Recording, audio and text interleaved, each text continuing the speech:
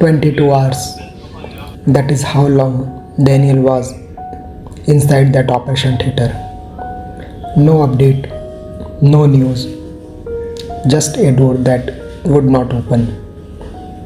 His sister sat outside, tears running down her face, phone ringing constantly. His family in South Sudan, desperate for the news. And I sat beside her, not knowing what to say. Because honestly, even my own hope was being tested. This is how Mr. Daniel medical journey began.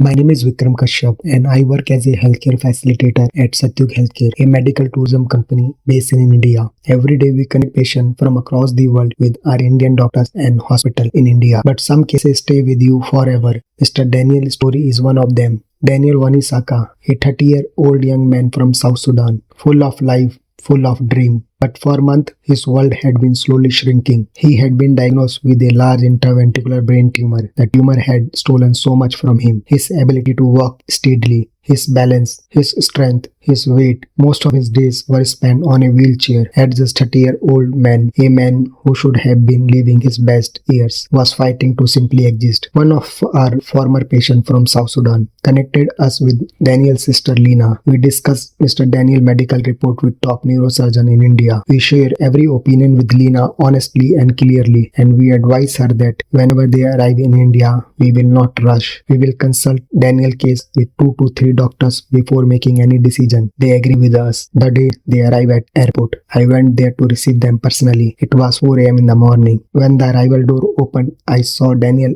being pushed out on a wheelchair. He looked so fragile, so different from the young man I had only heard about. I helped them settle into their hotel as quietly as I could. Next morning, I took them to the Max Hospital where we consulted with a senior neurosurgeon. He examined Daniel thoroughly and reviewed all the reports they had brought from their country. The doctor said that the tumor is very large, the surgery would be extremely risky and complete removal could not be guaranteed. From there, we went to seek a second medical opinion from a different doctor. After the consultation, his assessment was the same. He said that surgery would be long and complicated. The patient may need to spend weeks in the ICU and there was a risk to Daniel's life. We had now received almost the same medical opinion from second doctor as well. So we asked Lina to call her family in South Sudan to make them aware of the situation and prepare them for whatever lay ahead. It was a difficult conversation for all of them. Next day morning, we went to the Aakash Hospital to get one more opinion. There we met Dr. Amit Srivastava. I had worked with him on some of the most complex tumor cases I had ever seen. I had completed faith in him, not just in his skill, but in his heart. Dr. Amit examined Mr. Daniel carefully. His medical opinion was consistent with the others, but what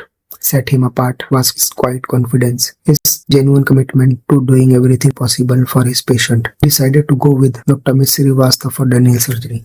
That Sunday, Daniel was admitted to the Aakash Hospital. The surgery was scheduled for early Monday morning at around 8 a.m. They wheeled Daniel into the operation theater. The surgical team told us to expect a 7 to 8 hour procedure. Lina and I sat outside waiting. The first few hours passed with relative calm. We drank tea, we talked about small things, and I tried to keep Lina's spirits up. Then 8 hours passed, then 10. The hand on the clock kept moving, and Daniel had not come out. By 11 p.m., Lina's phone had not stopped ringing. The family in South Sudan was desperate for the news. I went to the operation theater to ask for an update. The nurse told me 1 or 2 hours more. I walked back to where Lina was sitting and I saw tears streaming silently down her face. I sat beside her and did not leave. By 3 a.m., we were still sitting outside the operation theater, exhausted and frightened, but refusing to give hope. But I will be honest with you, in those dark hours sitting under the cold hospital light at 3 a.m. in the morning, even my own hope was being tested.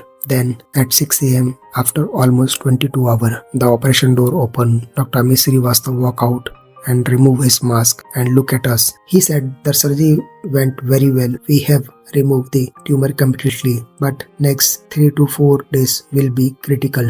Daniel was moved to the ICU for 4 days. He remained unconscious.